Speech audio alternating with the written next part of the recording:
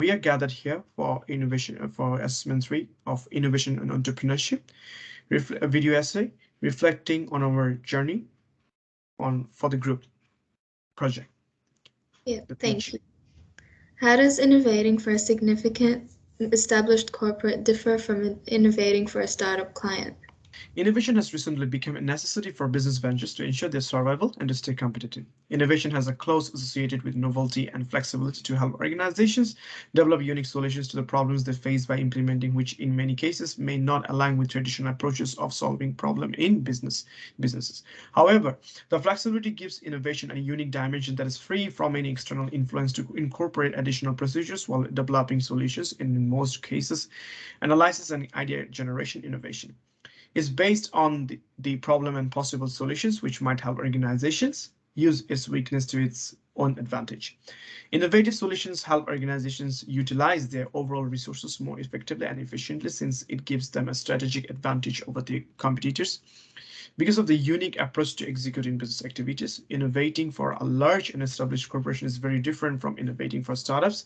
The differences arise based on the availability of resources and tolerance for flexibility. For large corporations, innovative solutions may be easy to derive because of the availability of data and resources. However, large corporations are more rigid and inflexible to novelty.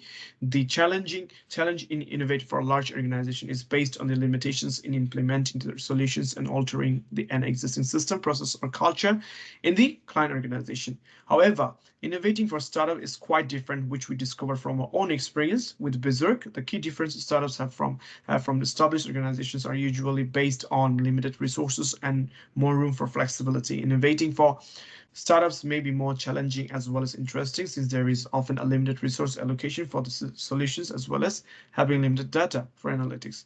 The innovation process for such organizations need to be as lean as possible to ensure the effective use of resources. However, startups have a unique advantage over established corporations, which with flexibility because of being new participants in the respective industry startups are more likely to adopt a flexible way of management which makes them highly adaptive to new innovative solutions while not causing disruptions in their prior process unlike the bigger corporations. So, what was it like to work in a collaborative, client centered, fast paced, iterative way in your group project? Our experience in developing innovative solutions for business market visibility and expanding its user base help us get a unique experience to understand the process behind developing innovative solutions. Working working on a client-centered group project overall was very exciting and thrilling. The composition of the group gave us all access to a unique perspective to identify different dynamics and angles of the same problem as well as allowed us to generate unique ideas for possible solutions. The collaborative and iterative process of the group project was especially interesting since we were able to constantly modify our proposed solutions and interpret the analytical data to create a more lean and efficient solutions that would not strain the resource of the client.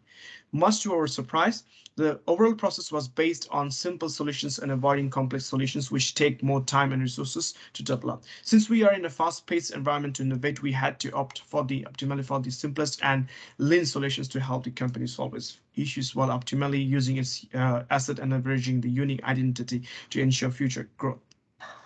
So, what qualities and skills do you think innovators need? Innovators need to have a variety of skills to ensure they are able to develop effective solutions which would benefit the client. However, the most important skills innovators are need centered around creativity, insight into industry trends, and most importantly, communication skills. Creativity can help innovators to find unique and non-traditional approaches to develop effective solutions.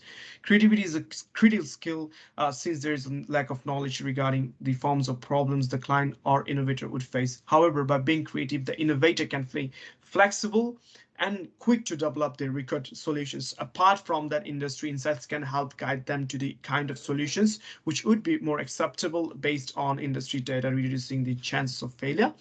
Communication skills is very important since the overall process involves many parties which require effective communication to ensure the proper flow of pieces of information between the related individuals and groups involved in the overall process.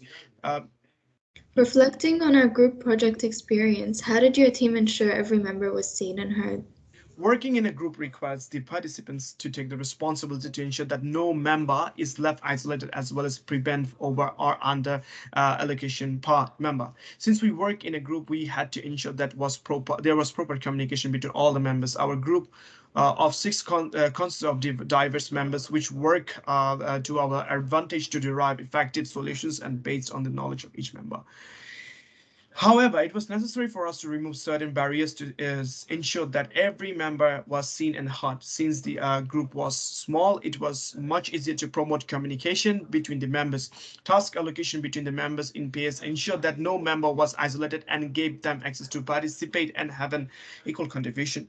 Brainstorming sessions were also effective in promoting communication while also motivating the members to increase their participation. Digital communication while the project was executed helped us to stay connected and ensure everyone was heard and seen. Thank you. Thank you for the interview, Sandra. Thank you. What is the single most important insight that you learned about the real world of innovation and entrepreneurship from the guest lectures and client? I think the one most important thing I discovered would be that things are easier said than done. A solution could sound so easy and straightforward on paper, but putting it into place is a lot more difficult considering the limited time and resources in business situation. How does innovating for a large established corporate differ from innovating for a startup client? I'd say innovating for larger corporations is slightly easier just because it is already established and people know of its presence. So putting out something new is a lot more likely to succeed as opposed to a startup client where they still have to establish their presence, create that presence, and be known to a market where they can then innovate and provide something new. What was it like to work in a collaborative client-centered, fast-paced, iterative way in your group project? Yeah, I found it a little difficult just because people are different in terms of the way they think or the pace they work at. So having different people with conflicting ideas and schedules makes it hard to organize one project. But in saying that, at the same time, it's also good in terms of having multiple inputs and ideas and perspectives in order to create the best possible outcome that we possibly could so that we can therefore innovate in the best way possible. All good. So what is the idea behind approaching clients and users to conduct research and then to share interview insights, rough and unfinished work with them? Yeah, it's definitely important to share our ideas with our clients and get feedback just because they do have that experience and knowledge in having that position that they hold. So getting their input at different times as we progress definitely helped shape our work with Berserk to be the best that we could possibly produce, as well as having their input as to how to apply this into their specific situation. Yeah. What qualities and skills do you think innovators need? There are definitely lots of qualities and skills innovators could have, and that just depends on each person. But I do think the one most important thing would be to have an open mind, to be open to new ideas, and to be constantly questioning the way things work so that you can develop that creativity to have more innovative practices into your startup or established corporation. Reflecting on your group project experience, how did your team ensure every team member was seen and heard? I think our team consistently held meetings and was seeking out each person's individual ideas and thoughts on the content that we wanted to put out. So every idea was run through each individual before we were able to put it out and innovate using that. What are your strengths and limitations in working with diverse team players? How can you address such limitation and leverage your strengths? Yeah, I found the biggest limitation to be that we each had strong opinions on the topic, which conflicted at times. Yep. In saying that, this was also a strength just because we were able to understand different points of view and therefore decide the best possible outcome for our startup clients. Yep. Knowing what you know now, what would you do differently if you were to start the subject project again? How can you apply these learnings in your own current or future professional context? I would definitely be more engaged in the group meetings, just because at the time I had no clue or interest in NFTs, so I found it difficult to provide useful input. So I would just have carried out further research on the topic and the business. This has helped me learn the importance of research and punctuality, where I feel like I can apply to my current and future context. I also learned the importance of having interest in a topic and how that affects my performance. So I think it's better if I focus on what I'm passionate about instead of trying to force myself to learn about something I have little to no interest in.